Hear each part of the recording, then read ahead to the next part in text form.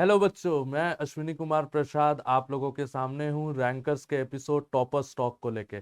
Topper stock है क्या?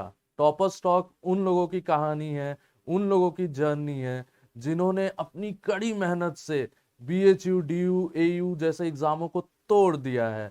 चलिए हम लोग अपने टॉपर स्टॉक के एपिसोड में आज कुछ लोगों से मिलते हैं और हम अपनी पहली कॉलर को कॉल लगाते हैं। हमारी पहली कॉलर है दीक्षा, जो अभी प्रेजेंट में डीयू यूनिवर्सिटी में पढ़ रही हैं। मिरांडा हाउस इन्हें मिला है। एक बार चलिए इनको कॉल लगाते हैं। Stay tune. हेलो दीक्षा, हाँ सर। कैसी हो? सर बढ़िया। आप कैसे हैं सर? बढ़िया।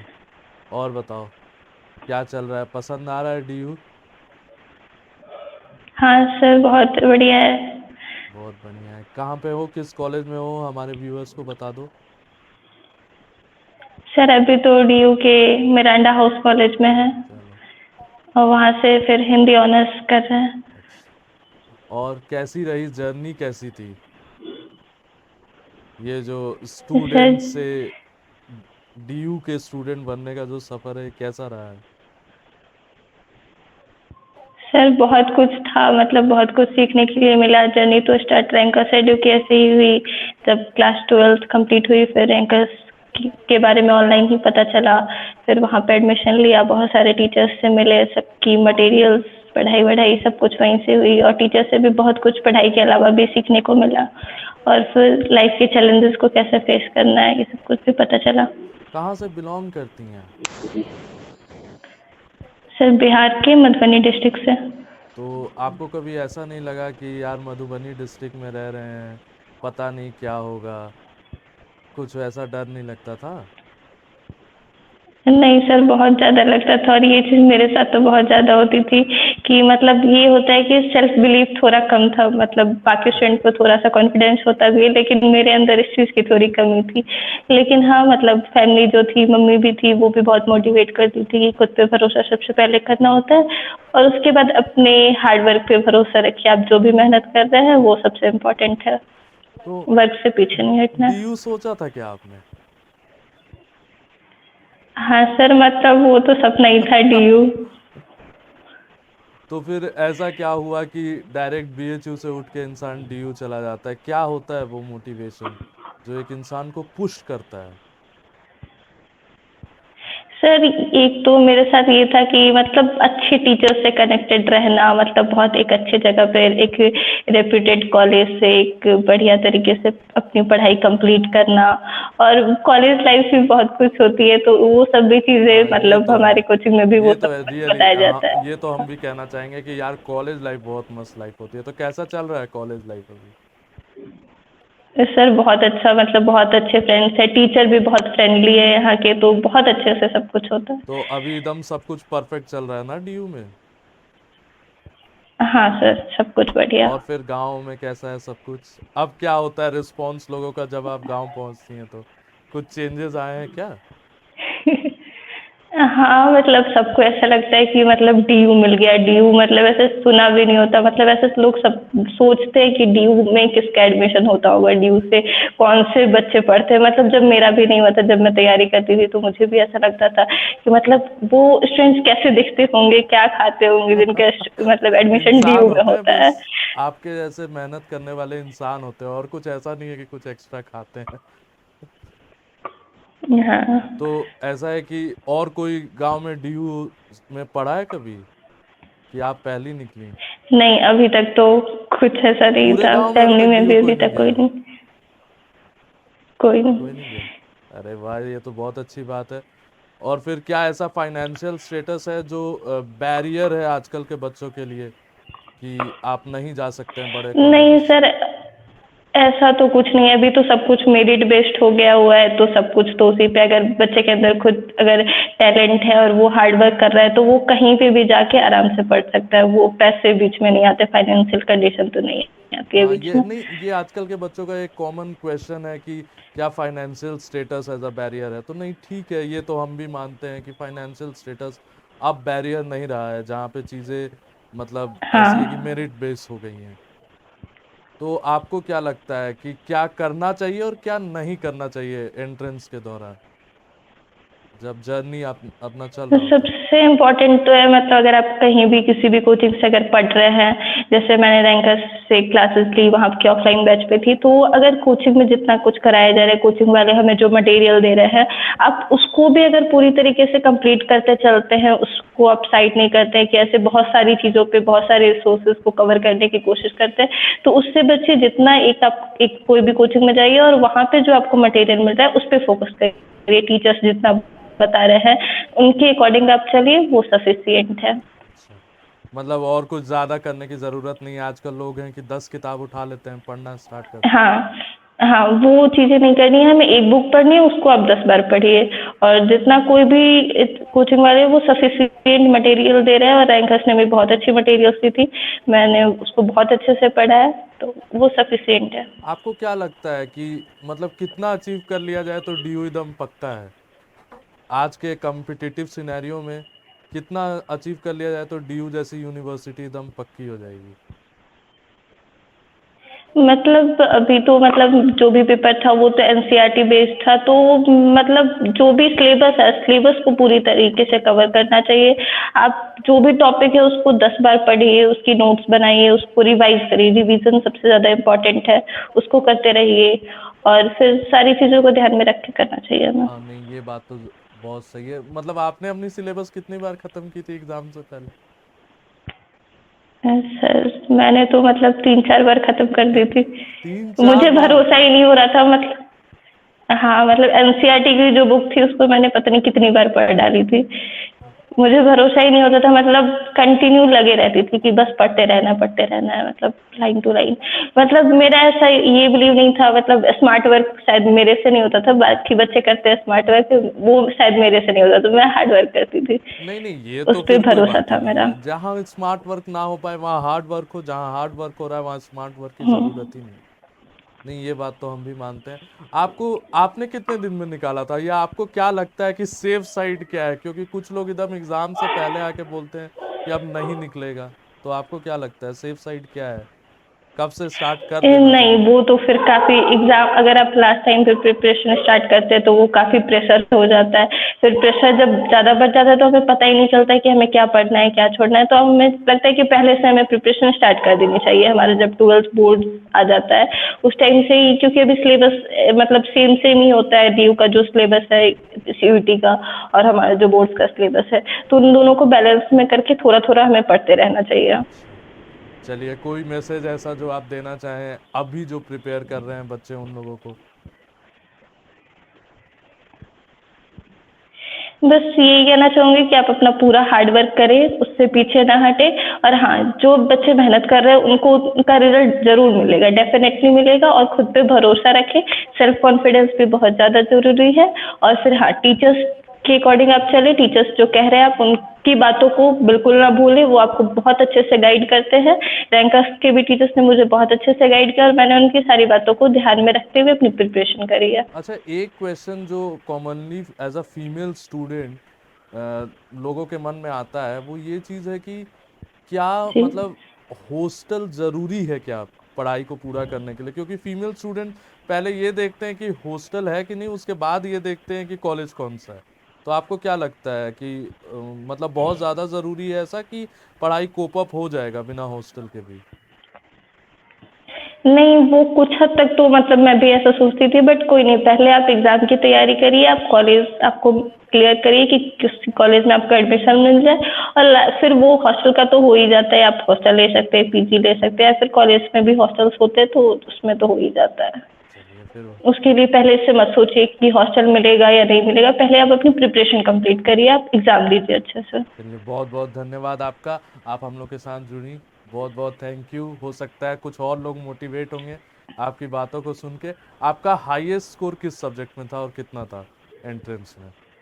बस इस लास्ट सर क्वेश्चन। हिंदी में था मेरा 99.89 परसेंटाइल। अच्छा, okay, thank you for connecting.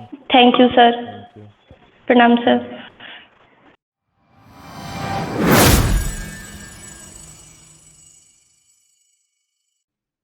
Bye. आई आइए अपने दूसरे कॉलर को कॉल लगाते हैं। हम लोग अपने दूसरे कॉलर के साथ कनेक्ट हो चुके हैं। चलिए, तो फिर ये बताइए कैसा रहा एक्सपीरियंस। कॉलेज ज्वाइन हो गया, सब कुछ हो गया, चीजें ठीक चल रही हैं? जी सर, काफी बढ़िया चल रही है, ऐसा better than expected. Better than expected? काफी अच्छा माहौल है जी। क्या एक्सपेक्ट काफी अच्छा किया था माहौल है, वैसे आपने? काफी अपॉर्चुनिटी। सर हमने एक्सपेक्ट किया था कि वही नॉर्मल पढ़ाई चलेगी बस, मतलब एक जो फ्लो में जो उसको बोलते हैं कि केवल एकेडमिक्स पे ध्यान होगा, अच्छा। सेक्शंस रटने होंगे, मतलब जो काम एंट्रेंस के टाइम पे किया है बस वही करना होगा। पर ऐसा नहीं है, बिल्कुल ऐसा नहीं है। काफी इंटरैक्टिव क्लासेस होती हैं, काफी इंटरेक्शन होते हैं लोगों से, नए नए लोगों से, काफी बड़े बड़े लोगों से मिलना होता है, मतलब ये तो बात है कभी यार, वाया कॉलेज। ये तो बात है। दिल्ली जी की ये बात बहुत सही है कि अगर आप डीयू में हैं और लॉ फैकल्टी डीयू का इज समथिंग लाइक कि आप बड़े बड़े लोगों से डेली मिल रहे हो। जी जी। और तो वैसे लोग जिनका बस नाम सुना था, या काफी बस सुना था कि अच्छा ये लोग हैं, काफी दिग्गज हैं, तो बस उनसे हुआ कि अच्छा वो सामने सामने दिख रहे हैं। कभी किस्मत अच्छी रही तो बात भी हो गई, तो ऐसा अच्छा चल रहा था। जर्नी कैसे शुरू हुआ था? क्या सोच के स्टार्ट किए थे लॉ लॉ फील्ड में घुसना, उसके बाद डीयू जैसे यूनिवर्सिटी में घुसना? कुछ तो ऐसा होगा कि प्लानिंग हुई होगी ना पीछे। जी जी सर, जर्नी तो कुछ ऐसी थी कि लाइक जब हम ग्रेजुएशन कर रहे थे बीकॉम में, हाँ जी जी। तो पहले सेमेस्टर में ही हमने लॉ के कुछ सब्जेक्ट्स आए, कॉन्ट्रैक्ट आया, बिजनेस लॉ आया, तो इनके थ्रू ही इंटरेस्ट बिल्डअप हो गया। और फिर मेरा एक बैक ऑफ द माइंड हमेशा से प्लान था कि लॉ करना है। जी बट जैसे होता है ना, हर बार ट्वेल्थ के बाद कभी ध्यान नहीं होता है, कभी आप उतने अवेयर नहीं होते हो, या कुछ भी एक्स वाई रीजन ले लीजिए, तो उस वजह से हम क्लैट नहीं दे पाए थे। तो उसके बाद से जो सबसे बढ़िया ऑप्शन बच रहे थे मेरे पास कि हम 3 इयर्स में डीयू, बीएचयू या फिर महाराष्ट्र जीएलसी ज्वाइन करें, तो बस वही एक पाथ दिखा तो हम उस पर लग गए फिर। और मेरे फेवर में एक बात हुई कि ग्रेजुएशन के 1.5 साल बाद लॉकडाउन हो गया। हाँ हाँ, ये तो है। तो ये मेरा जी, तो इस पूरे लेजर टाइम में फिर क्या था, बस हम थोड़ा बहुत ग्रेजुएशन का कर रहे थे और बाकी प्रिपरेशन चल रही थी हल्की हल्की, और बाकी लॉकडाउन तो की वजह आपने से क्या सब टारगेट किया था? चलता गया। आपने जब एक स्ट्रेटेजी बनाई होगी तो आपने किस किस यूनिवर्सिटी के लिए बनाई थी? बीएचयू, डीयू या फिर महाराष्ट्र? सर एक्चुअली क्या है ना कि मेरे फैमिली बैकग्राउंड जो है, हाँ। मेरे अंकल हैं बहुत, 2-3 अंकल्स हैं, ये लोग बीएचयू से ही बिलोंग करते हैं। अच्छा। लाइक इनकी जो भी पढ़ाई वढ़ाई हुई है, ये लोग बीएचयू से ही हैं। तो लेकिन हाँ, ये लोग लॉ से नहीं है, इनके फील्ड्स दूसरे थे, एक संस्कृत से है, एक हिंदी से है, और एक इकोनॉमिक्स से है। जी जी। तो इनका इन्फ्लुएंस काफी ज्यादा रहा है। तो वंस आई स्टार्टेड, तो उस समय मैंने इनसे बात की थी, हाँ तो और सही बात है, तो फिर इन्होंने सजेस्ट किया कि आप बीएचयू करो। जी। और फिर जब प्रिपरेशन चलते गई, तब फिर हुआ कि अच्छा केवल बीएचयू करना है, और ऑप्शंस रखते हैं, क्या पता हो ना हो, क्योंकि कंपटीशन हमेशा की तरह हाई होता है। और ऑप्शंस हाँ, रखने हैं? मतलब बीएचयू के अलावा जी ऑप्शंस जी। में आपने डीयू ले लिया? जी सर, ये तो मैंने 3 एग्जाम्स दिए थे मैंने, और तीनों ही फोड़ मतलब दिए? आप ऑफ कोर्स आपको पता ही है सर, तीनों आप फोड़ दिया? जी आपने ही प्रिपेयर करवाया था, तो जी जी तीनों ही निकले थे। बट दोनों पर कैसे सबसे सेफेस्ट हमें डीयू ही लगा, तो फिर हमने डीयू में नहीं, ये तो बात है। तीनों फाइनली तीनों आपने एडमिशन फोड़ा लिया। था, बहुत अच्छे से फोड़ा था, वो तो हमें याद है। आपने और मोहित ने तो एकदम तीनों को ऐसा फोड़ा कि हम लोग फिर देख ही रहे थे कि हाँ चलो, एग्जाम तो निकला इन्हीं लोग का। तो आपको क्या लगता है कि ये जो प्रिपरेशन जर्नी है एज अ लॉ स्टूडेंट, ये कितनी टफ हो सकती है? सर ऐसा जैसे आपसे भी जब इंटरेक्शन हुआ था पहले, तो मैं हमेशा अपने आप को कभी बहुत एक्स्ट्रा ऑर्डिनरी स्टूडेंट या इवन ऑर्डिनरी भी नहीं समझता था। वाज ऑलवेज कि हाँ बिलो एवरेज है, चलते रहेगा, मतलब वो चीज थी। मतलब मैं खुद के बारे में बता रहा हूँ अपना।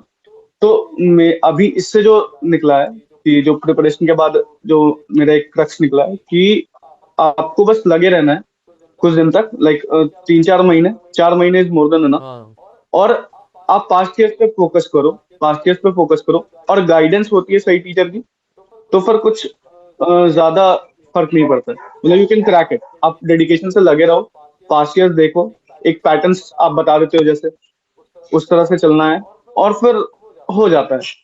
हाँ, अब कभी आपकी किस्मत खराब रही तो कभी बहुत एक्स्ट्राऑर्डिनरी क्वेश्चंस आ गए हाँ या ये बहुत तो है ज्यादा इन्होंने फ्लिप कर दिया, ये तो ये तो एक्सेप्शंस हमेशा ही रहते हैं, कॉम्पिटिटिव ही है तो क्या ही कह सकते हैं।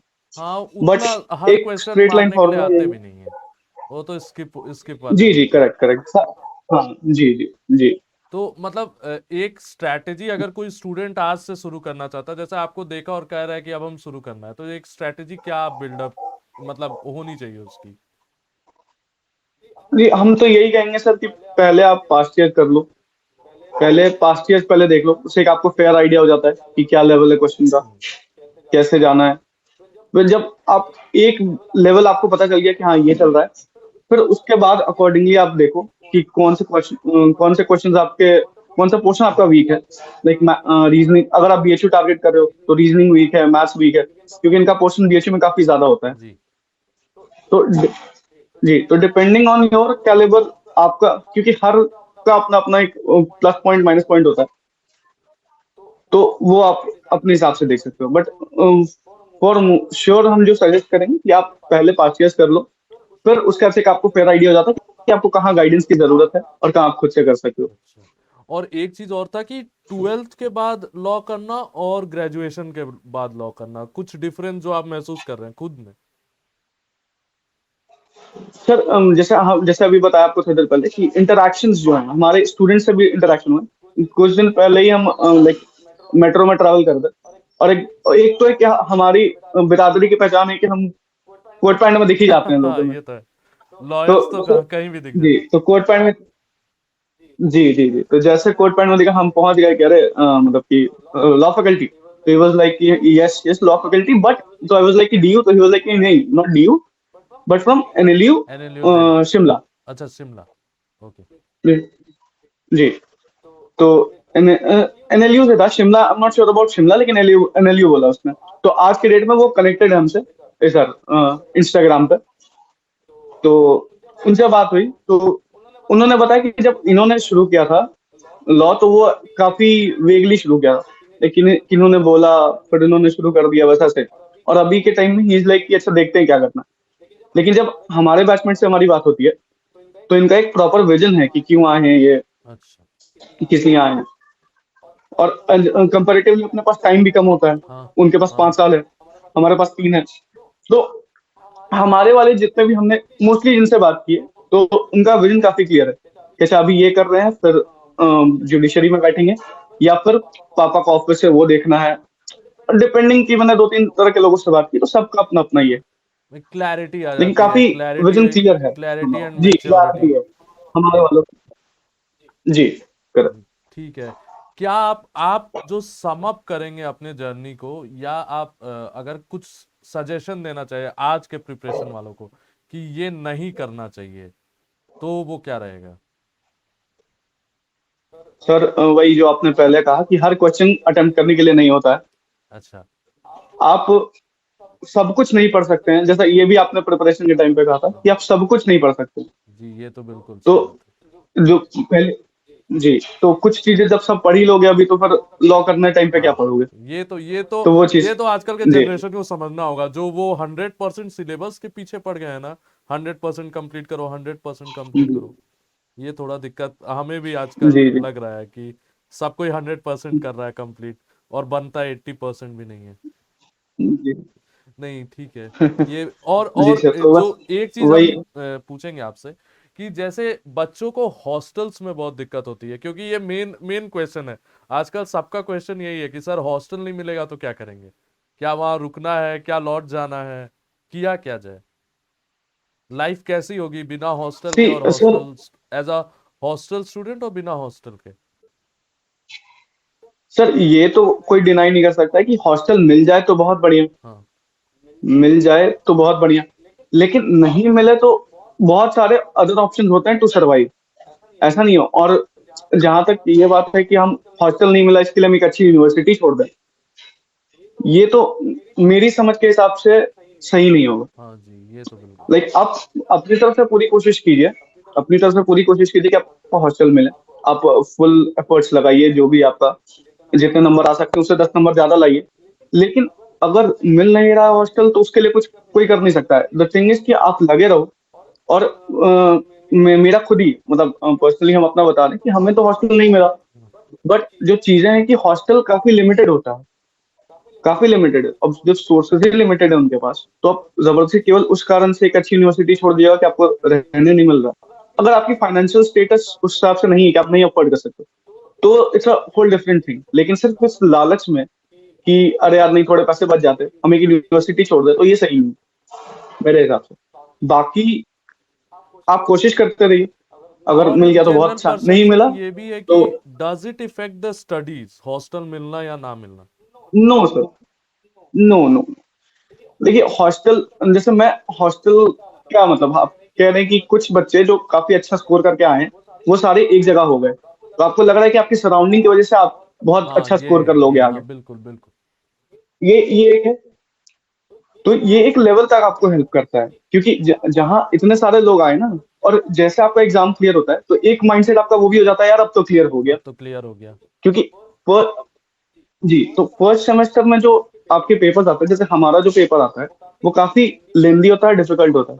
तो in order to understand the paper कि अच्छा आपको लिखना कैसे है, क्योंकि एक मिथ है सर, मिथ नहीं है, मतलब ये पहले चलता था कि 60% आना डीयू में बहुत मुश्किल है, अच्छा। लेकिन आज के डेट में लड़के उठा रहे हैं नंबर।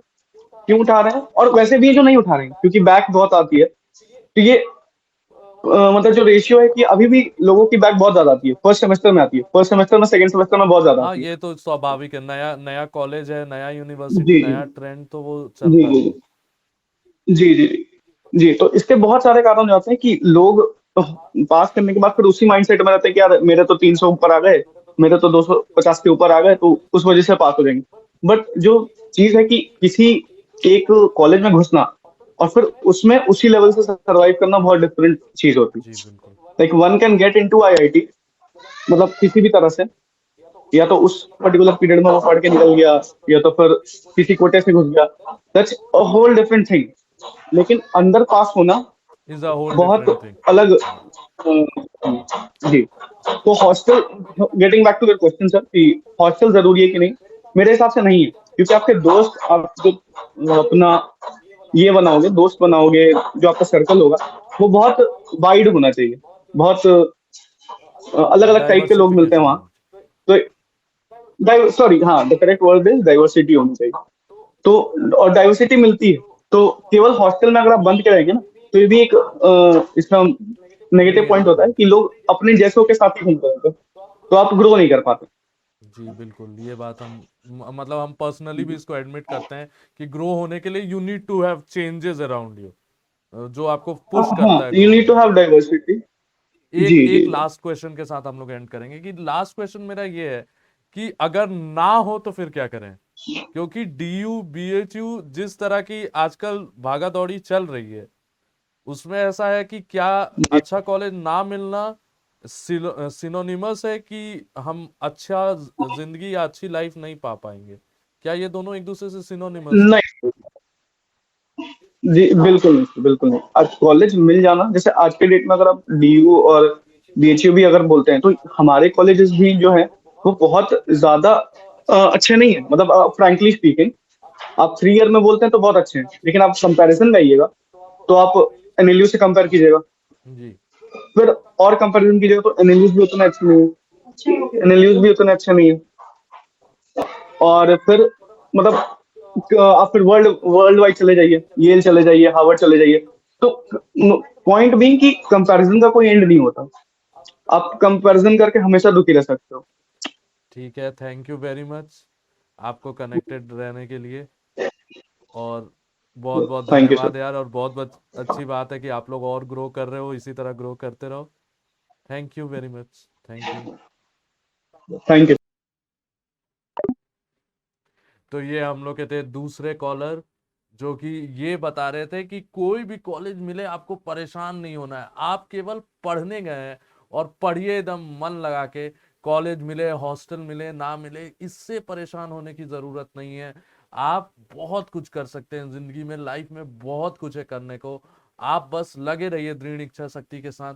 क्या पता किसी छोटे कॉलेज का ख्वाब देख रहे हो और कोई बड़ा कॉलेज आपका इंतजार कर रहा हो। ये केवल और केवल आपके मेहनत पे डिपेंड करता है कि आपको कौन सा कॉलेज मिलेगा। तो बस मेहनत करते रहिए, ये ना सोचिए कि इसमें होगा कि नहीं, उसमें होगा कि नहीं।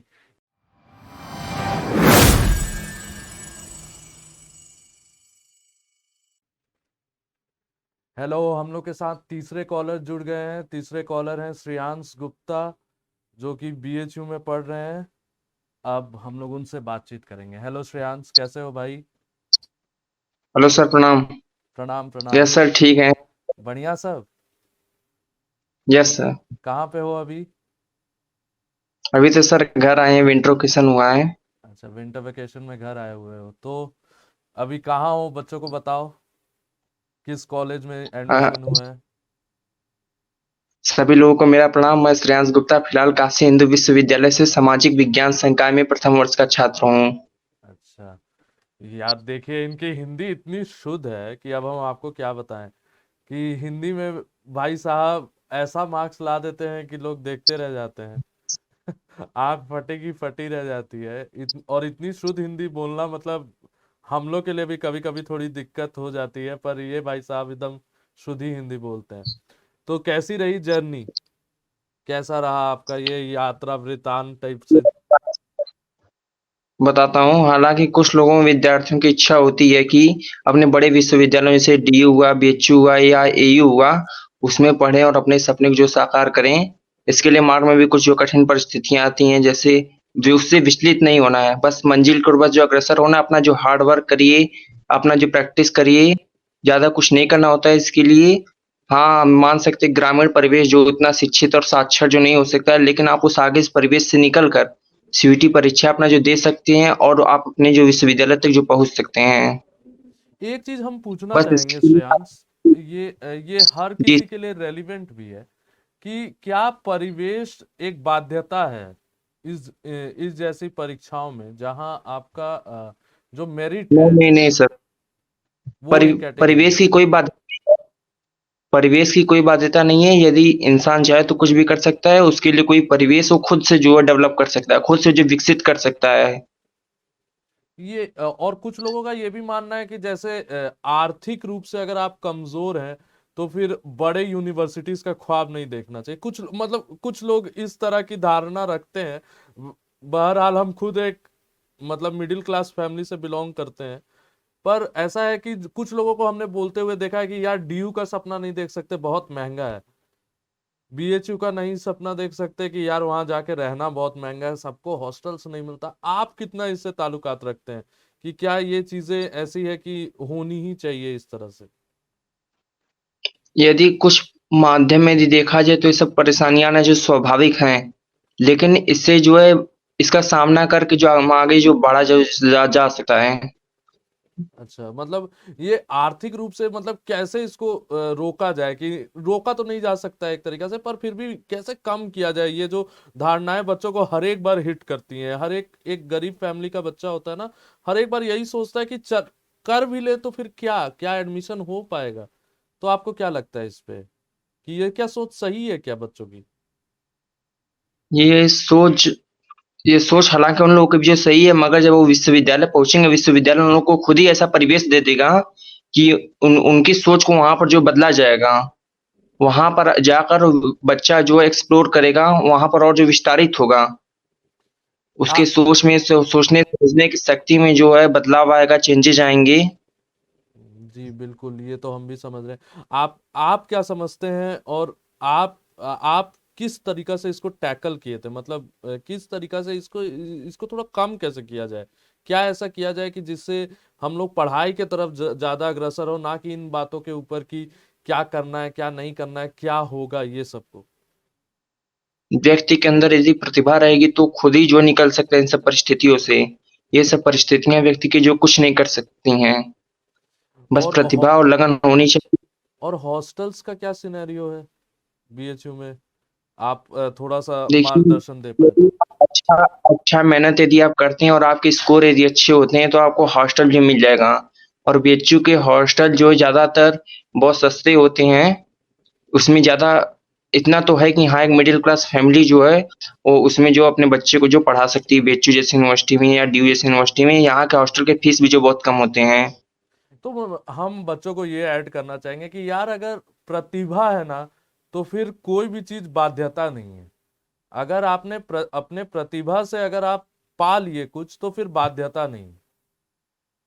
जी और सर। और आपको क्या लगता है कि क्या चीजें जरूरी हैं पढ़ाई को लेके, अगर हम आपसे पूछे तो किस तरह पढ़ना चाहिए, कैसी आपकी जर्नी रही है, और कहाँ से बिलोंग करते हैं आप, थोड़ा सा अगर बच्चों को आप बता सके तो।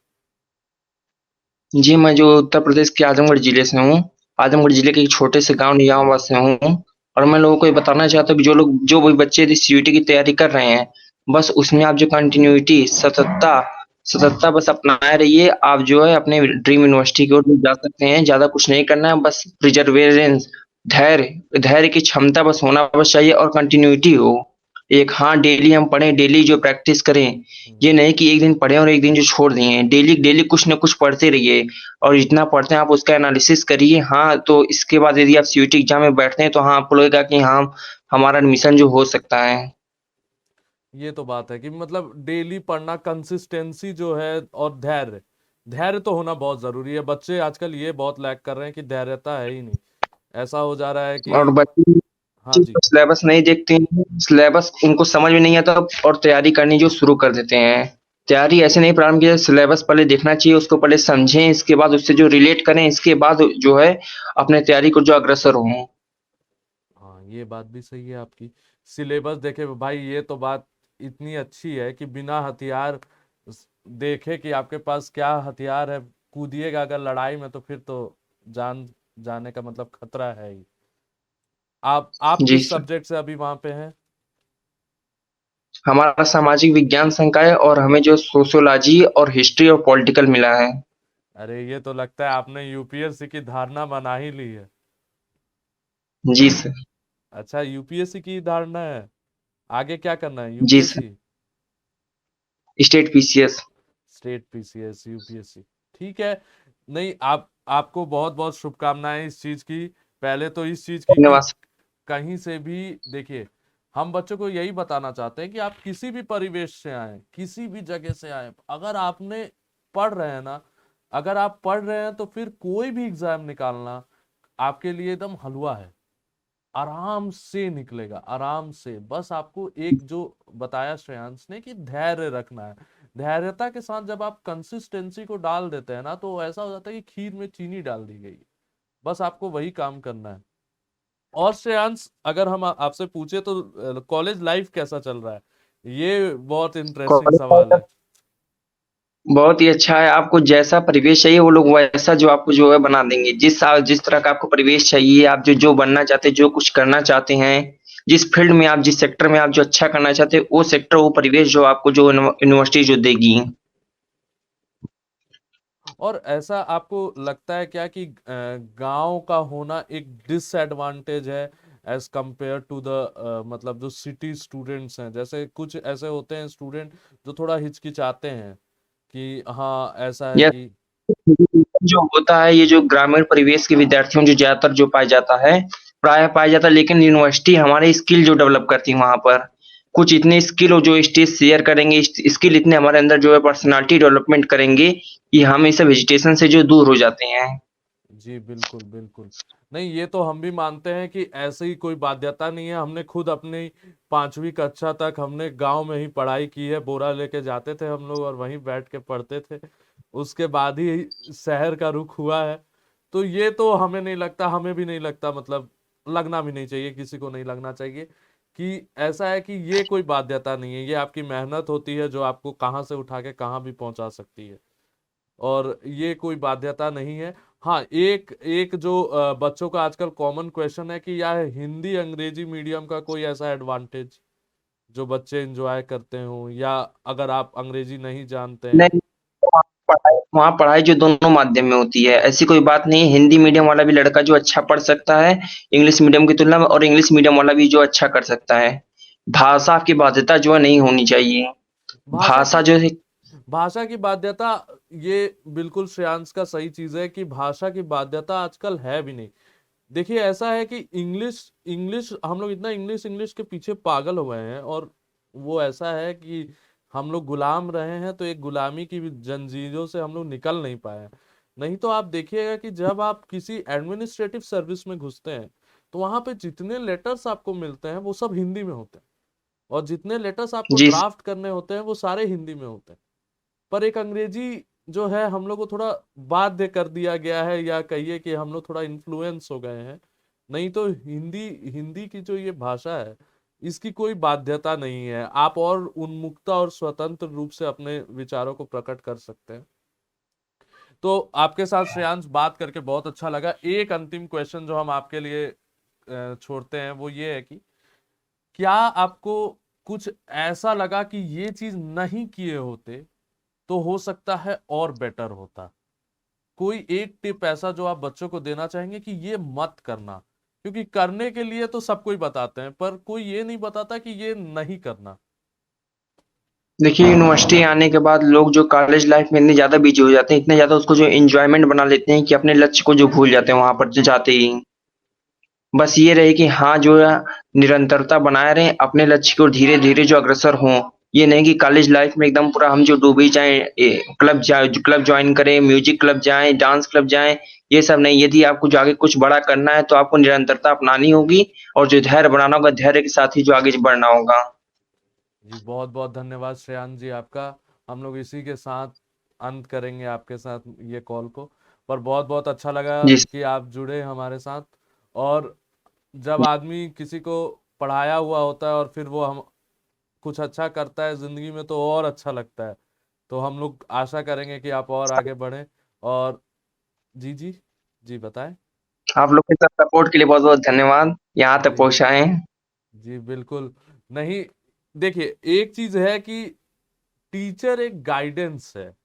अगर आप लोग कहीं भी जाइए पर टीचर एक गाइडेंस है। टीचर ये नहीं है कि आपको कोई चीज निकलवा देगा, निकलवा नहीं देगा, निकालने में हेल्प करेगा। टीचर एक हेल्पिंग मीडियम है। पर बच्चे आजकल ऐसा है कि 100% टीचर पे डिपेंड हो गए। 100% टीचर पे डिपेंड नहीं होना चाहिए। आपकी सेल्फ स्टडी जो है वही अल्टीमेटली आपको गोल पे पहुंचाती है। हम लोग एक माध्यम है बस, जो आपको बताते हैं कि कहाँ आपकी गलतियां हो रही हैं, बस इतना ही कर सकते हैं। श्रेयांश आपका इस पे कोई विचार हो तो? जी सर, हम कहते हैं सेल्फ स्टडी जो है अच्छी होती है सबसे। धीरे-धीरे छोटा-छोटा लक्ष्य निर्धारित करके आगे बढ़ें। हाँ, हमको जो है एक दिन में जो ये पढ़ना है, इस टॉपिक को आज पूरा जो कवर करना है, self study is the most important. हाँ, सेल्फ स्टडी सबको यही कहते हैं। सारे टॉपर्स का कहना यही है कि भैया ऐसा है कि खुद से पढ़ो। टीचर वहां आता है जहां आपको समझ में नहीं आता है। जब समझ में नहीं आएगा तो फिर टीचर एंटर करता है। नहीं तो वो आप खुद होते हैं जो चीजों को आगे जी, बढ़ा के लेके जाते हैं। इसी के साथ हम लोग आपके साथ कॉल को विराम देंगे। धन्यवाद आपका जुड़ने के लिए। बहुत बहुत धन्यवाद। Thank you. जी, चलिए, ये श्रेयांश जी थे जो हम लोगों को ये बता रहे थे कि किस तरह आप किसी भी जगह से हो, किसी भी परिवेश से हो, कहीं से भी हो, किसी भी आर्थिक परिवार का मतलब कोई भी आर्थिक स्थिति हो, आप अपने लक्ष्य को अगर निर्धारित कर लिए हैं ना तो फिर तो होना ही है। ये मान लीजिए कि हो के रहेगा। जहां लक्ष्य आपने निर्धारण कर लिया और थोड़ा सा धैर्य रख लिया तो होना है। फिर तो कोई भी एंट्रेंस निकल जाएगा। चलिए,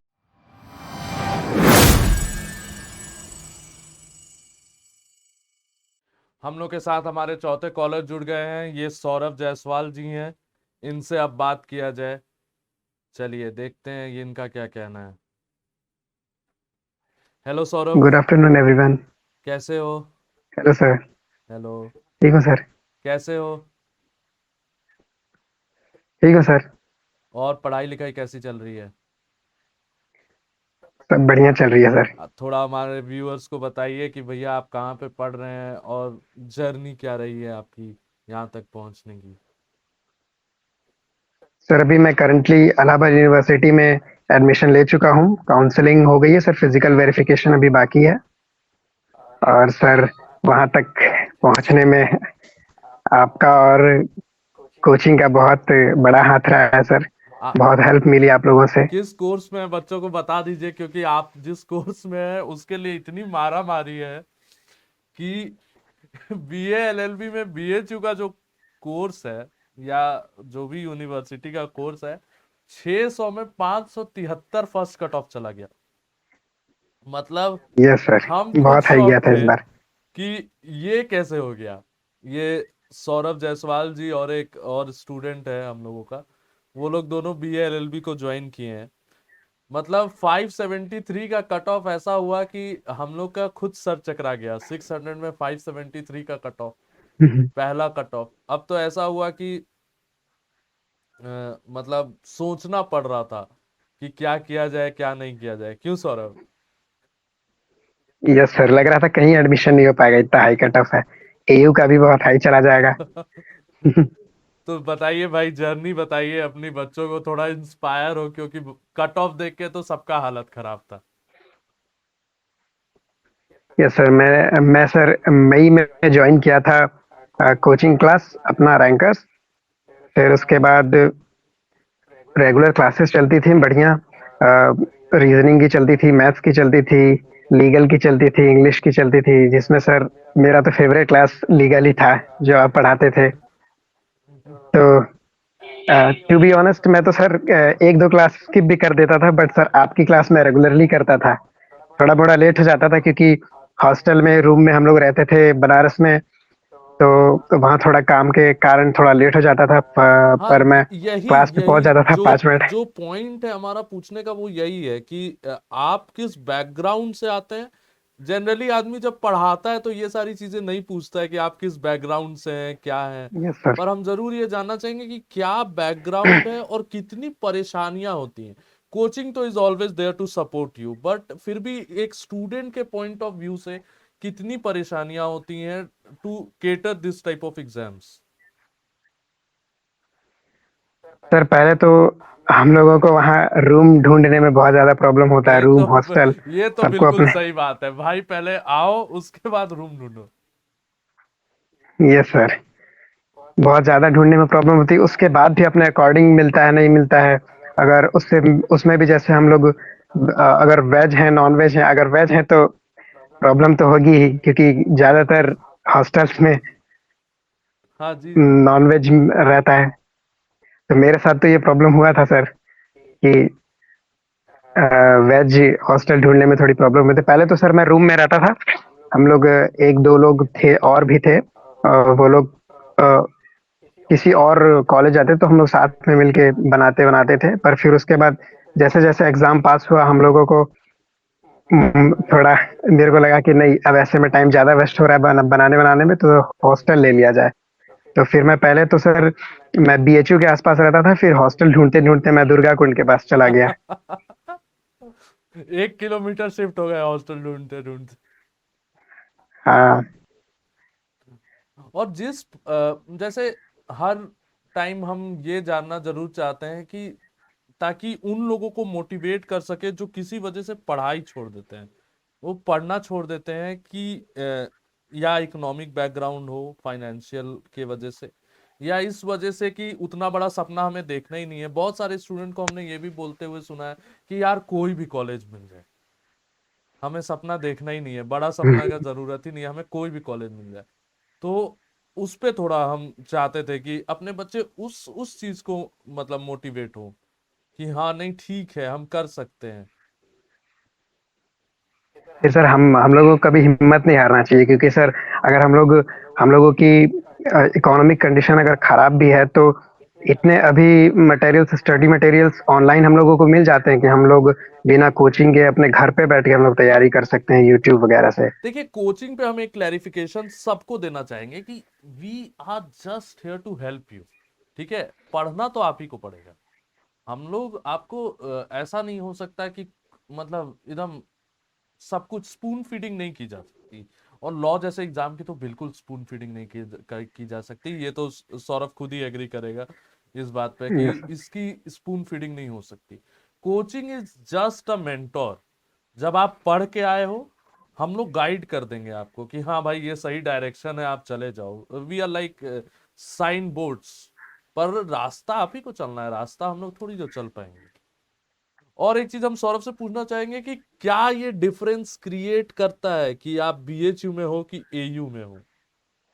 क्या ये एक बहुत ज्यादा आ, डिफरेंशिएटिंग एलिमेंट है कि नहीं, ऐसे ही हाइप कर दिया गया है चीजों को?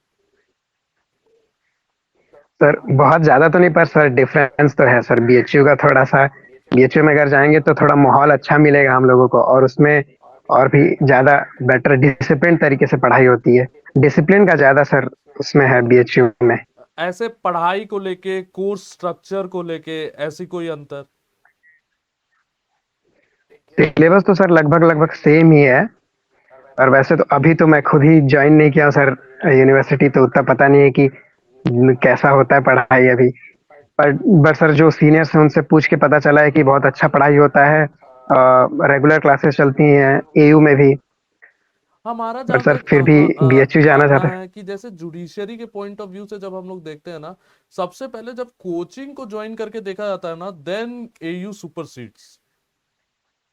यस सर, कोचिंग के पॉइंट ऑफ व्यू कोचिंग के से पॉइंट एयू ऑफ व्यू सबसे से एयू में बच्चे ठीक पागल रहेगा। हो जाते हैं जाने के लिए। BHU of course fabulous faculty, वो मतलब दोनों जगह ही फैबुलस फैकल्टी है, दोनों टॉप के सेंट्रल यूनिवर्सिटी है इंडिया के। सीयूईटी के रैंकिंग में अगर हम लोग देखें तो अगर आपको बीएचयू के बाद कुछ मिल रहा है तो एयू ही मिल रहा है या साउथ बिहार मिल रहा एयू ही है है, एयू मिल रहा है या साउथ बिहार मिल बीएलएलबी रहा है। के लिए। उसके उसके नीचे जाना मतलब फिर तो ऐसा कि थोड़ा वेट कीजिए, है ना। हम तो यही कहेंगे कि फिर थोड़ा वेट यस कीजिए, अपने आप को समय दीजिए। पर बीएचयू मिल रहा है तो उसके बाद एयू मिल रहा है, तो ऐसा नहीं है कि बहुत ज्यादा नेक ऑन कंपटीशन है। क्योंकि जब जुडिशरी की बात आती है तो दोनों ही फिर इक्विवेलेंट हो जाते हैं लगभग लगभग, क्योंकि वो आपको। Yes sir. अगर हाँ जी, हाँ, बताएं। अगर जुडिशरी के लिए सर तैयारी करना है साथ में कोचिंग, तो इलाहाबाद बेस्ट रहेगा, क्योंकि कोचिंग बहुत सारे वहाँ पे मिलेंगे। ये यही बात है, और बनारस वो लैक दिस कोचिंग स्ट्रक्चर, तो थोड़ा सा इसके लिए थोड़ा दिक्कत हो जाता है। और आपको क्या इलाहाबाद सर लगता मैं है गया था। कॉलेज लाइफ में क्या क्या बदलने वाला है? अभी तो आप गए नहीं है, पर जरूर कुछ ना कुछ तो बदलेगा, ये तो हम फॉर श्योर हैं। यस सर, बदलेगा। थोड़ा अपना और डिसिप्लिन आएगा अपने अंदर। रेगुलरिटी बढ़ेगी सर क्लास जाने की। रेगुलरिटी बढ़ेगी तो क्लास बहुत समय जाने से की। ये तो कॉलेज स्टूडेंट बस पहले बोलते हैं कि रेगुलरिटी बढ़ती है क्लास जाने की। ये सब सारे और sir college BA, student first semester यही बोलते हैं कि रेगुलरिटी होगी, पढ़ा जाएगा। उसके बाद कॉलेज के अंदर जो होता है। सर बीए का प्रिपरेशन तो स्कूल को जाते जाते भी हो जाता है, पर बीएलएलबी के लिए सर दोनों बैलेंस करना थोड़ा मुश्किल हो जाता है। बीएलएलबी का थोड़ा सिलेबस थोड़ा सा टफ हो हाँ, जाता है। इस क्वेश्चन पे हम आ ही रहे थे कि हाउ एज एन इंडिविजुअल, मतलब आपको क्या लगता है कि बीए एलएलबी का प्रिपरेशन बाकी प्रिपरेशनों से कैसे अलग है? सर जैसे बीए का अगर देख लें, तो बीए में तो जो जो सब्जेक्ट्स हैं, अगर आप खुद भी ट्वेल्थ में ह्यूमैनिटीज लिए हैं, तो हम लोगों को सर उतना ज़्यादा मेहनत नहीं करना पड़ेगा। जैसे ये अपना जियोग्राफी हो गया, हिस्ट्री हो गया, ये सब स्कूल में भी पढ़ते पढ़ते वही सब चीज़ आ जाएगा। पर सर जब हम बीएलएलबी लेंगे, तो उसमें जो कुछ कुछ सब्जेक्ट्स हैं, लीगल हो गया सर। लीगल तो बहुत आसानी से अवेलेबल नहीं होता है बहुत ज़्यादा स्कूलों में। बहुत जो बड़े बड़े सिटी हैं सर, उन्हीं स्कूलों में legal legal studies. Studies available होता है। तो ये चीज़ सर हम लोगों को थोड़ा नया हो जाता है कि ये चीज़ सीखना पड़ेगा थोड़ा बीएलएलबी के लिए। और और बीएलबी का पूरा इंग्लिश में ही इंग्लिश में ही सर पूरा है ये, एकदम हाँ, हर चीज। ये तो बीए के लिए थोड़ा एक डिसएडवांटेज फेस करते हैं बच्चे की भाई। हो सकता है आपका एंट्रेंस निकल भी जाए, क्योंकि एंट्रेंस में लैंग्वेज एज अ बैरियर नहीं है। But when we go yes to law school, तो वहां पे लैंग्वेज एज अ बैरियर है। क्योंकि फिर ऐसा है कि एग्जाम ही आपको एक लैंग्वेज में देना है, तो फिर आप सीखना ही पड़ता है।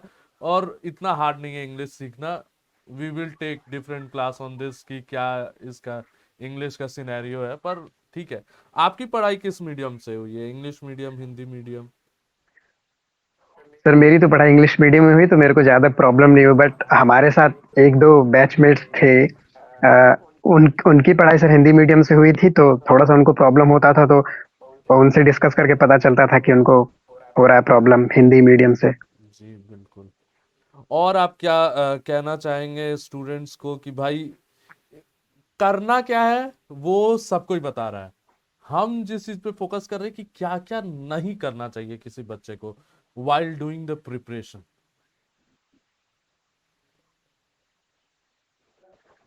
आप कुछ अगर पॉइंट्स हाईलाइट कर पाए तो मतलब जैसे क्योंकि सोशल मीडिया है, इंटरनेट है, everything is there in the market to destroy you. Yes sir. तो सोशल मीडिया से तो दूर ही रहना चाहिए, ज़्यादा अपने काम से काम जो जितने ज़रूरत पड़े उतना देखना चाहिए। और यूट्यूब में यूट्यूब हो गया, तो यूट्यूब तो ज़रूरी है ही। तो यूट्यूब में हम लोग रेलेवेंट चीज़ें देखें तो हम लोगों को वही सारी चीज़ें भी मिलेंगी फीड में देखने के लिए। फिर उसके बाद सर हम लोग अपना टाइम मैनेजमेंट थोड़ा सही कर लें तो वो बेटर रहेगा हाँ ये कि किस टाइम पे क्या करना है। एक डेली रूटीन हो तो वो ज्यादा बेटर है। ये एक डेली रूटीन हो, मतलब एक एक सेलेक्टेड हो। जैसे सिलेबस तो बहुत बड़ा होता है सर, एकदम वो भी एकदम रैंडम वे में चला जाता है। लीगल एकदम अलग हो जाता है, जनरल नॉलेज हो जाता है, सब मतलब बहुत ही डाइवर्सिफाई टाइप का हो जाता है। तो हम लोगों को उसके लिए भी बांट बांट के समय निकाल निकाल के करना पड़ेगा, नहीं तो सारी चीजें एक साथ जब करेंगे तो बहुत ज्यादा लोड पड़ने लगता है। और सर लीगल में भी बहुत सारी अलग अलग टॉपिक्स हैं जो जिसे हमें पार्टली पढ़ना पड़ेगा। कॉन्स्टिट्यूशन हो गया उसको अलग से, फिर टॉर्ट हो गया, वो मतलब सारी कुछ कुछ चीजें हैं जो इंटर बिल्कुल रिलेटेड नहीं है, बिल्कुल, उन कुछ चीजों को कुछ चीजें अलग ऐसी टाइम हैं देना जो पड़ेगा। आपको ज्यादा ध्यान देके पढ़ने की जरूरत है। Yes sir. जी बिल्कुल, I agree to this point. चलिए एक लास्ट क्वेश्चन आपसे पूछा जाए कि क्या फीलिंग रही आपकी इस प्रिपरेशन के दौरान, क्या क्या लोज आपने फेस किया है, हाईज की हम लोग बात नहीं कर रहे हैं, लोज क्या क्या फेस किया है, कहाँ कहाँ आपको लगा और किस किस मौके पे ऐसा हुआ कि आप छोड़ते हैं प्रिपरेशन, जो बच्चों में एक कॉमन टेंडेंसी है कि चलो प्रिपरेशन छोड़ो घर चलते हैं। Yes sir. जैसे कभी कभी सर मॉक्स दे देते थे तो मॉक्स में कम नंबर आ जाता था तो बहुत डिमोटिवेशन सा फील होता था। फिर उसके बाद तो हमारा जब सीयूईटी था तो कम से कम 3-4 बार तो हमारा डेट चेंज हुआ। तो हमारा माइंडसेट जो था, माइंडसेट रहता था 5 तारीख का, फिर उसके बाद बोलते थे 15 तारीख को होगा। तो इसको लेके और ज्यादा फिर डिमोटिवेट होते थे कि अरे यार अब नहीं हो पाएगा, अब चलो घर वापस। पर फिर से डेडिकेशन मिलती थी आप लोगों से बात करके, आपसे शेयर करते थे कि सर ऐसा ऐसा हो रहा है, तो आप मोटिवेट करते थे। तो आपको क्या लगता है कि किस तरह केटर किया जाए, मॉक्स देना छोड़ा जाए क्या एग्जाम से पहले? नहीं नहीं नहीं नहीं सर। तो फिर किस तरह केटर किया आपने? इन चीजों को केटर करना बहुत जरूरी है, नहीं तो बच्चे इसी में लौट जाते हैं घर। सर इन सब चीज़ को, जैसे मॉक्स में अगर कम नंबर आते हैं तो हम लोगों को इसको पॉजिटिवली लेना चाहिए और एनालिसिस करना चाहिए कि कौन से पार्ट में मेरा कम नंबर आया है। फिर उस पार्ट में 1-2 दिन थोड़ा और ज़्यादा एक्स्ट्रा टाइम दे के उसको स्ट्रॉन्ग करें उस पॉइंट को। फिर उसके बाद दोबारा मॉक दें, फिर देखें कि उसमें अपना थोड़ा अच्छा परफॉर्मेंस हो रहा है या नहीं।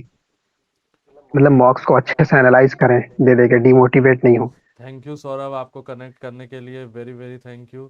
थैंक यू अच्छा सर। लगा आपसे बात करके, अच्छा लगा आपने कॉलेज को ज्वाइन किया। Thank you thank you very sir. Much. Thank you. चलिए ये सौरभ जी से हम लोगों की बात हो रही थी, जिनका ये मानना है कि भैया मॉक्स दो, लोज आते हैं, कम नंबर आते हैं, प्लीज उन सब्जेक्ट्स को आइडेंटिफाई करो और उसको अच्छे से अच्छे देने का मतलब कोशिश करो, ये चीज जरूरी है। ठीक है, मॉक्स देते रहना चाहिए, उसको छोड़ मत देना। कम नंबर आए, कुछ लोग मॉक्स छोड़ ही देते हैं, प्लीज इसे लीव नहीं करना। आप बस उसको एक कंसिस्टेंसी बना के करते रहो। ठीक है, चलिए धन्यवाद।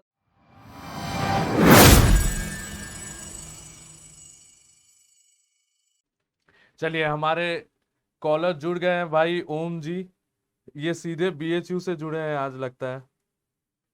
ओम, आपको Yes, sir. व्यूअर्स देख रहे हैं, Very से good evening, hi. sir. Hi to everyone.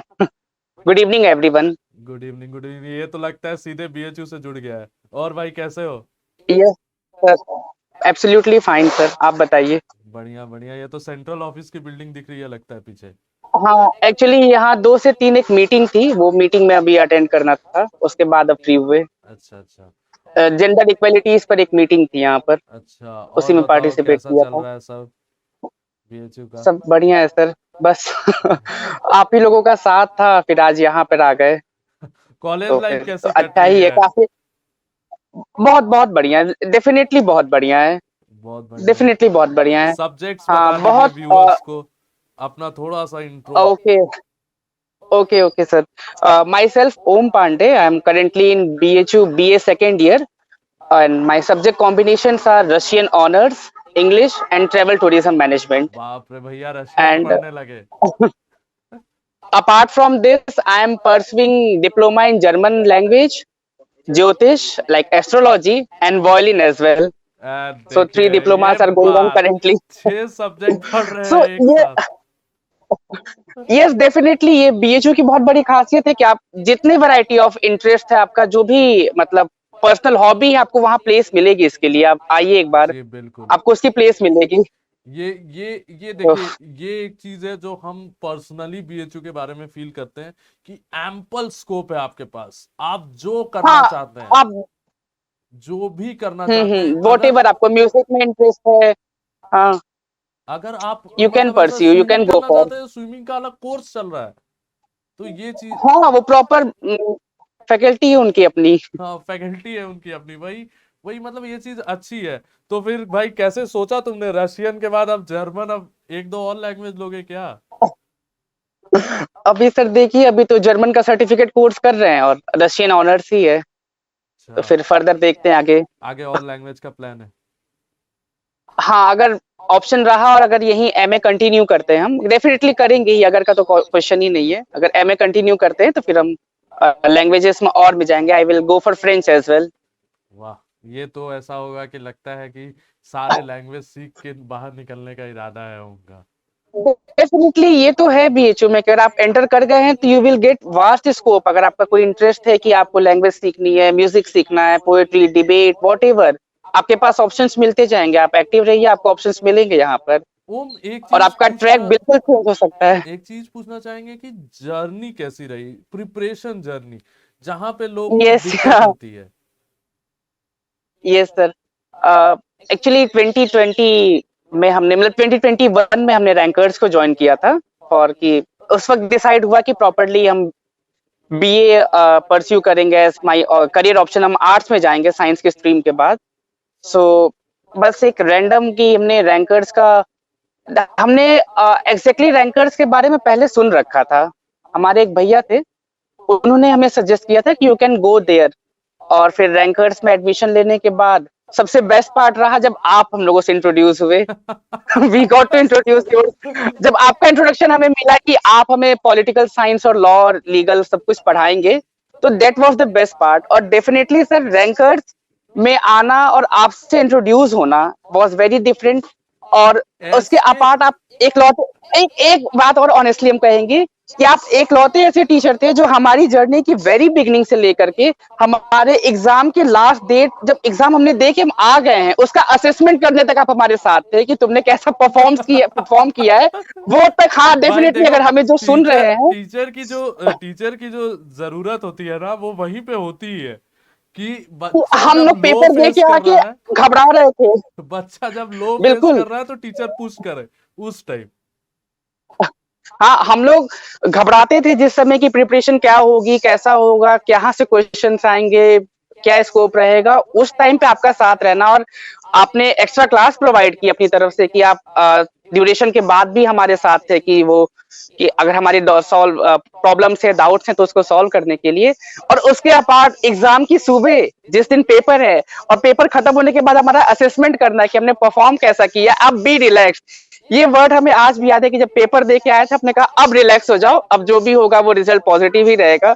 आपको हम लोग पे ज्यादा भरोसा था हमारे खुद के ऊपर से। देखिए, पूरी कोचिंग एडमिनिस्ट्रेशन का जो फंडा है ना अपना, वो यही है ही कि आप बच्चों के हाईज में रहो, वो मैटर नहीं करता है, आप बच्चों के लोज बिल्कुल में रहो, बिल्कुल, हाईज में और तो ये सब रैंकर है। से प्रोवाइड किया था, हाँ, ये रैंकर्स हमें प्रोवाइड किया था। नहीं ये बात तो, उनके ये जितने भी बात तो हम फैकल्टी मेंबर पर्सनली थे, फील करते हैं। हाँ, अनिकेत सर जो मैथ्स के लिए थे, चाहे रहीम सर रहे हों, चाहे आप रहे हों, सब ने हमारे हाईज तो थे ही, लेकिन हमारे लो में भी उतना ही साथ थे वो, कि अगर हमारा मोरल डाउन हो रहा है, हमारे डाउट्स बढ़ रहे हैं एग्जाम की नजदीक आते आते, तो वो बिल्कुल कोई इरिटेशन नहीं, जितने डाउट्स है उतने लेके आओ, अब हाँ कोई दिक्कत नहीं है। ये तो ये तो है। बहुत बेस्ट पार्ट था। और और जो अगर ड्रीम होती अगर है कि हम ऐसा है कि जर्नी में जैसे एक तो ये पढ़ाई वाला पार्ट हो गया, एक पार्ट होता है कि आदमी जर्नी के हर एक पॉइंट पे इश्यूज फेस करते हैं स्टूडेंट, एज अ स्टूडेंट। मतलब आपको क्या लगता है क्या क्या वो चैलेंजेस होते हैं जो बच्चे फेस करते हैं जर्नी के हर एक पार्ट पे? देखिए, बीए के स्पेशली अगर हम बीए के एंट्रेंस की बात करें तो पेपर के कुछ सेक्शंस अनसर्टेन होते हैं। लाइक जीके का सेक्शन है, करंट अफेयर्स का सेक्शन है, ये थोड़ा अनसर्टेन रहता है, इसके स्कोप बहुत ब्रॉड रहते हैं। तो इस पर्टिकुलर थिंग में हमें पर्सनली प्रॉब्लम नहीं हुई, क्योंकि आप थे, आपका एक्सपीरियंस की इस एरिया से, इस डोमेन से क्वेश्चन आ सकते हैं, इस डोमेन के क्वेश्चंस कम रहते हैं। ये बहुत जरूरी होता है कि स्टूडेंट को जानना कि एक ऐसा सब्जेक्ट जिसकी स्कोप बहुत वास्ट है, हम जीके या जीएस को लिमिट नहीं कर सकते हैं अपने किसी पर्टिकुलर की, इतना ही रहेगा, इतना नहीं रहेगा। उसमें एक्सपीरियंस बहुत मैटर करता है, कि जिसने पेपर को देखा हो, जिसने पेपर को पर्टिकुलरली खुद अटेंड किया हो, या जो उस पेपर के फील्ड में वर्क कर रहा है अपने स्टूडेंट्स के लिए, उनका एक्सपीरियंस बहुत वर्क करता है इस चीज में। ये एक प्रॉब्लम आती थी हम लोगों को कि जीके जीएस का सेक्शन स्पेशली, कि वो बहुत वास्ट हो जाता था, एक पूरी, अब कहाँ से क्वेश्चंस आ जाएंगे, जीके का तो कोई लिमिट नहीं है। नहीं लग रहा तो आपको, उसमें आपका आप लोगों के एक्सपीरियंस दिल होना की मुराद सीयूईटी ने सुना है, उसके बाद ही 10 किया है क्वेश्चन।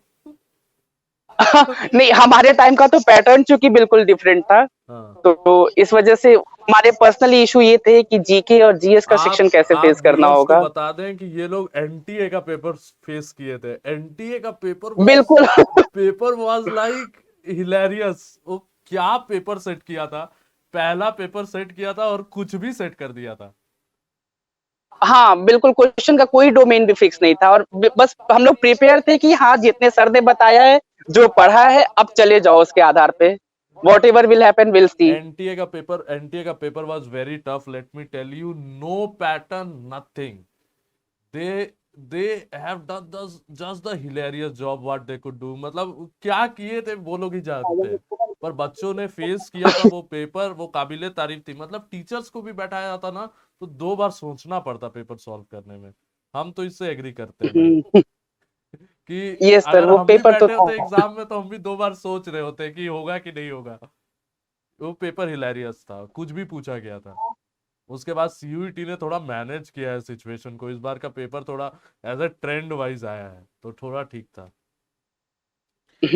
आप क्या सजेशन देने चाहेंगे व्यूअर्स को as a student, for a student? पहला तो सजेशन है कि कंसिस्टेंट रहे ये लोग, वॉट एवर प्रिपरेशन के दौरान अप डाउन्स मिलेंगे।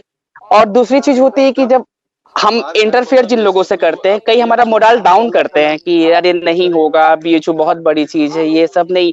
आप जो पढ़ा रहा है उन लोगों को, इनफैक्ट आप खुद एक एल्यूमनाई रहे हैं बीएचयू के, अगर हम हमसे बात करा रहे हैं, अब हम करेक्टली पढ़ रहे हैं, तो ये एग्जाम्पल्स हैं कि वहाँ एडमिशन होता है। आप कंसिस्टेंट रहिए, यहाँ एडमिशन होता है, बच्चे ही पढ़ेंगे आकर के यहाँ पर। ये बात सो बिल्कुल एक सही है। कंसिस्टेंसी है।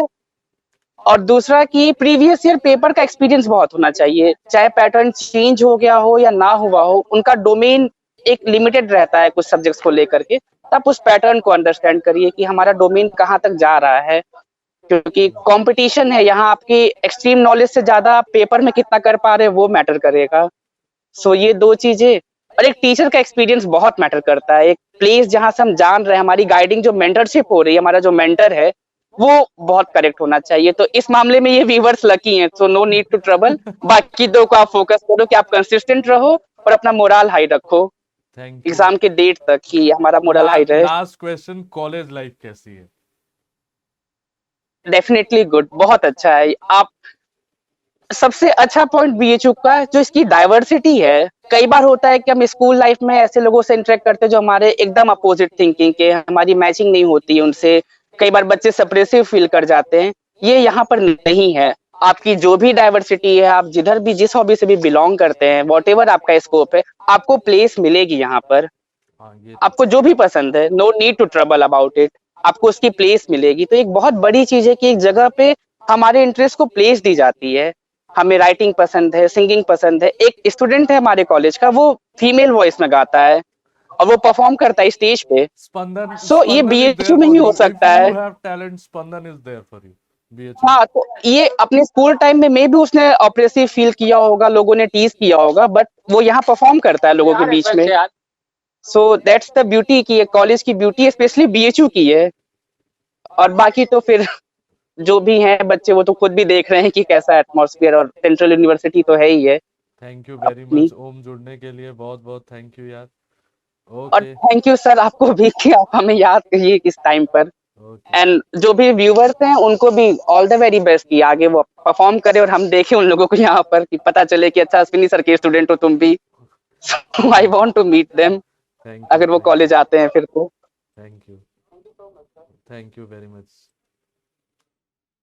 चलिए, ये ओम से बात हो रही थी, कुछ ज्यादा ही तारीफ हो गई, पर ऐसा है कि जो मेन पॉइंट है यहाँ पे वो ये है कि कंसिस्टेंसी इज द की। अगर आप कंसिस्टेंट है ना, धैर्य, जैसे श्रेयांश बता रहा था, धैर्य, कंसिस्टेंसी, ये सब बहुत बड़े बड़े वर्ड्स हैं। एंड अगर आपको कोई एग्जाम क्रैक करना है ना, you have to stick to these words.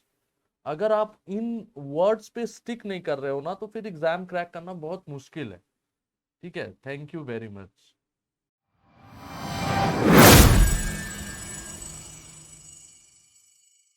चलिए, अपने नेक्स्ट कॉलर जुड़ गए अपने साथ। आइए मोहित जी से बात की जाए। और बताओ मोहित भाई, क्या हालचाल? बस सब ठीक है सर। क्या हो रहा है? डीयू का बाकी के क्या लोग हालचाल कहाँ है? हैं? डीओ का हाल अच्छा है, बस सर आपकी कृपा है। सब कृपा कर रहे हैं, अपनी मेहनत है भाई, बता दे सबको, अपनी मेहनत है इन लोगों की, कोई कृपा नहीं है, किसी की कोई कृपा नहीं है इन पे। भाई बहुत मेहनती थे, इकलौते ऐसे लौंडे हैं जिन्होंने, मतलब इस लड़के ने कोई ऐसा एग्जाम नहीं था जिसे तोड़ा नहीं है ना भाई? सारा एग्जाम निकला था। सर वो तो आपका साथ था ना बीच में, हाँ, तैयारी से लेके लास्ट तक आपका ही साथ था ना बीच पे, एंड तक। नहीं भाई तभी तो साहब कर ने पाए खुद हैं। अपनी मेहनत से, ऐसा है कि DU, AU, BHU तीनों फोड़ दिया था। और ऐसा फोड़ा था कि हर जगह रैंक भी 84, 105 ऐसे ही थे। ठीक है, तो भाई मोहित, अब ऐसा है कि ये बता दो कि और क्रेडिट कॉलेज लाइफ कैसी चल रही है? कॉलेज लाइफ सर बहुत अच्छी है, इंटरेस्टिंग है सर, बट वही है ना, थोड़ा हैप्पी है, अभी थोड़ा सेमेस्टर जल्दी जल्दी चल रहे हैं ना, ये थोड़ी सी प्रॉब्लम है सबके साथ। तो अभी नॉर्मल में आ पाए हैं अब। कोरोना के बाद से सेमेस्टर्स का जो दिक्कत हुआ है ना, वो थोड़ा मैनेज करने में थोड़ा दिक्कत हो रहा है बच्चों को। और यस सर, बट अब नॉर्मल आ रहा है थोड़ा बहुत, अच्छा खासा। अच्छा, फिलहाल जो स्टडी का लेवल है वो भी काफी मतलब अच्छा है। आप उन लोगों को क्या कहेंगे जो लोग ऐसा है कि DU का सपना देख रहे हैं और मतलब सोच नहीं पा रहे हैं पर सपना देख रहे हैं DU का? सबसे पहले तो सपना देख लिया वही अच्छा है सर उनके लिए, अब मेहनत करें, बाकी आपके टच में रहे आप तो करा ही देंगे। और आपको क्या लगता है सिलेबस वाइज क्या ब्रेकअप रखना चाहिए स्टूडेंट्स को? सिलेबस भाई सर ये है कि मतलब जो भी एंट्रेंस का सिलेबस सबसे पहले उसको थॉरो रीड किया जाए, फिर ऐसा नहीं कि कुछ छोड़े हम, ऐसा बच्चे करते हैं कि हम ये छोड़ दिया, ये इसका 2 क्वेश्चन आएगा वो छोड़ दिया, ऐसा छोड़ना नहीं है, रीड सबको करना है। और और वही लास्ट में एग्जाम स्ट्रेटेजी जो आपने बताई थी। बच्चों का फोकस क्या रहना चाहिए? मतलब आपको क्या लगता है कि कॉलेज फोकस कर लेना चाहिए कि थोड़ा सा इससे डेविएट होके चलना चाहिए, पहले कोर्सेज पे ज्यादा फोकस रखना चाहिए? कोर्सेज मतलब ग्रेजुएशन का? नहीं नहीं, मतलब ऐसा है कि जो कॉलेज मतलब पहले ही बच्चे तय कर लेते हैं कि यहाँ जाएंगे, और उसके बाद फिर कोर्स देख ही नहीं रहे होते हैं कि वहां जाने का क्या है। तो क्या किया जाए, पहले कोर्स पे फोकस किया जाए, कॉलेज तो अपने आप मिल जाएंगे, क्या अप्रोच ज्यादा सही है? सर मतलब कुछ बच्चों का रहता है कि हमको वही जाना ही है, हाँ, वैसे मेरे हिसाब से कोर्सेज तो सबका मतलब सेम ही रहता है, मतलब थोड़ा बहुत हो जाए इधर उधर, तो कोर्स पे ही ध्यान देना चाहिए। कॉलेज तो मिल ही जाता है। कॉलेज तो मिल ही जाता है, क्योंकि कोर्स लगभग सेम रहता है मोस्टली। क्या एडवांटेज है दिल्ली यूनिवर्सिटी लेने में और बीएचयू यूनिवर्सिटी लेने में, दोनों के एडवांटेजेस डिसएडवांटेजेस थोड़ा? स्कोप एंड एक्सपोजर यहाँ ज्यादा है, उसी हिसाब से एक्सपेंसेस भी ज्यादा है यहाँ पे। मेन डिसएडवांटेज सर एक्सपेंस का ही है। तो इसमें एक क्वेश्चन जरूर हम पूछेंगे, और मोहित का ज्यादा टाइम भी नहीं लेंगे, कल बेचारे का डीयू का एग्जाम है, तो थोड़ा सा हम लोग इसको कट शॉर्ट ही रखेंगे। तो बस हम एक चीज जो पूछना चाहते थे, जो एक्सपेंस वाली बात आती है ना, ये बहुत लोगों को हिंडर करती है डीयू पहुंचने में। बहुत लोग ऐसा है कि यस सर। हिचकिचा जाते हैं दिल्ली यूनिवर्सिटी जाने में, तो किस तरह केटर किया जाए इसको? सर अगर approx minimum budget 12,000 per month है तभी दिल्ली का सोचना चाहिए। कितना? कितना? 12,000 पर मंथ भाई अप्रोक्स साहब, मिनिमम। तो मैनेज कैसे हो फिर? गरीब बच्चे ना पढ़े? सब पढ़ सकते हैं बट भैया ना फिर उनको ट्रेवलिंग टाइम में मतलब लग जाएगा ना, एक्सपेंसिव उनका मतलब पड़ वही जाएगा। देखिए, 10,000 तो कहीं गया ही नहीं है।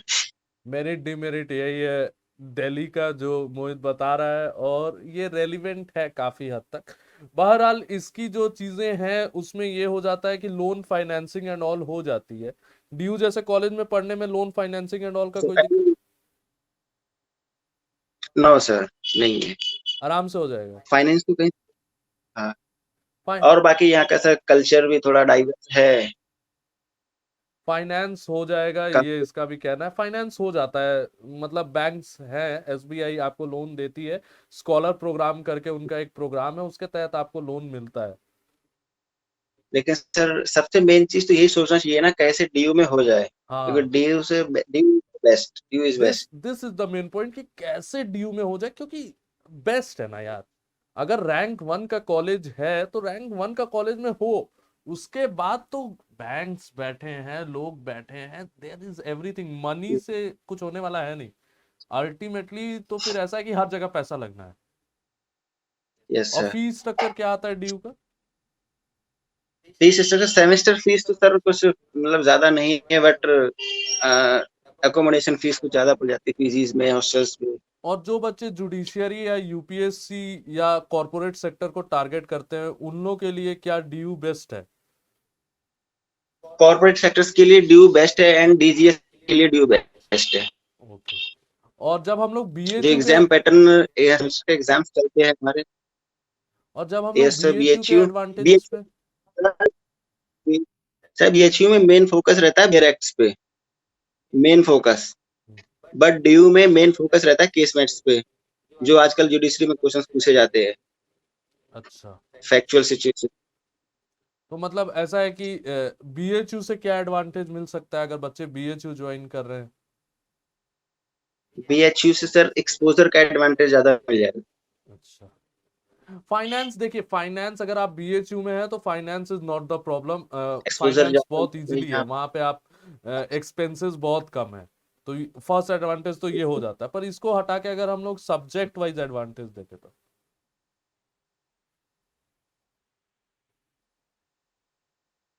Yes sir. सर मतलब अगर कोई अगर चाहता है जैसे कि मतलब किसी का पर्टिकुलर एम जुडिशरी का है, तो अपने बिहार साइड से, यूपी साइड से जो भी आते हैं वो यूपी बिहार का जुडिशरी देते हैं, तो उनके लिए तो फिर बीएचयू बेस्ट है। बट जो लोग हायर जुडिशरी में जाना चाहते हैं, जैसे डीजीएस है, हाई कोर्ट में जाना चाहते हैं, फिर तो ड्यू इज बेस्ट। तो ये हम लोग के साथ मतलब मोहित जी थे। हाई। इनका इनका ज्यादा टाइम नहीं लिया जाएगा, इनका एग्जाम है भाई, इनको पढ़ने दिया जाए। बेचारे अभी लाइब्रेरी से भी लौटे थे, पर ऐसा हम लोगों ने रिक्वेस्ट किया कि आ जाइए भाई साहब। तो और सब थैंक यू। बढ़िया है। लास्ट व्यूअर्स के लिए लास्ट क्वेश्चन यही है कि क्या ना करें एंट्रेंस के दौरान? और आप तो ऐसा है कि सब कुछ मतलब नहीं किए होंगे, तभी जाके सारा एग्जाम फूटा है, फिर भी क्या नहीं करना चाहिए बच्चों को? करने वाला तो सब बताते हैं। बस आप जो बताते हैं बस वही करें और कुछ ना करें उसके अलावा। चलिए फिर, जैसे धन्यवाद आपका। आपकी मतलब आपने। ठीक है। Thank you very thank much, you. Thank you. चलिए, ये मोहित जी अपने साथ जुड़े हुए थे दिल्ली से। सबने निकाल रखा है, अच्छे अच्छे एग्जाम्स क्वालिफाई कर रखे हैं, पर ऐसा होता है कि जो स्ट्रैटेजी एक के लिए वर्क की है वो स्ट्रैटेजी दूसरे के लिए वर्क ना करे। But when we talk of collectiveness, तो आप ये देखिएगा कि कलेक्टिवली जब आप स्ट्रैटेजीज को देखते हैं तो एक कलेक्टिव स्ट्रैटेजी होती है जो सब कह रहे हैं। वो कलेक्टिव स्ट्रैटेजी ये है कि कंसिस्टेंसी रखिए, धैर्य बना के रखिए, और चीजों को मतलब उस लिमिट पे पुश कीजिए कि आप वो सारी चीजें कर रहे हैं जो कोई ना कर रहा है। ठीक है, मतलब ऐसा है कि आप पढ़िए एकदम अच्छे से, आप सब्जेक्ट्स पे फोकस रखिए, एक्सपेंसेस ये सब फाइनेंस इन सब चीजों के बारे में आपको चिंता करने की जरूरत नहीं है। ठीक है, ये मैटर ऑफ टाइम है, और यही हमारे टॉपर्स भी बता रहे हैं आपको। और हर एक बच्चा इसमें, हर एक इंडिविजुअल जो इस टॉक शो में था, everyone over here is like a gem. ठीक है, 3-3 4-4 एग्जाम निकाले हुए हैं। मोहित का खुद ही 4-5 एग्जाम निकला हुआ है। वहां हम लोगों ने ऊपर दीपांशु से बात किया, वो भी डीयू से जुड़ा था, दीक्षा डीयू से जुड़ी थी, ओम बीएचयू से जुड़ा हुआ था, श्रेयांश जुड़ा हुआ था, तो सौरभ जुड़ा हुआ था इलाहाबाद यूनिवर्सिटी से। तो जो भी अपने पास स्टूडेंट्स ने आपको बताया है वो एक ही तरफ के पॉइंट आउट कर रहा है कि you should have that Perseverance, एक डेडिकेशन टुवर्ड द सब्जेक्ट, एक कल्चर टुवर्ड द सब्जेक्ट। ठीक है, आप उसको पकड़ के रखिए, कॉलेज कहीं नहीं जा रहा। ठीक है, बहुत बहुत थैंक यू। इसी के साथ आज का टॉक शो हम लोग एंड करेंगे। धन्यवाद।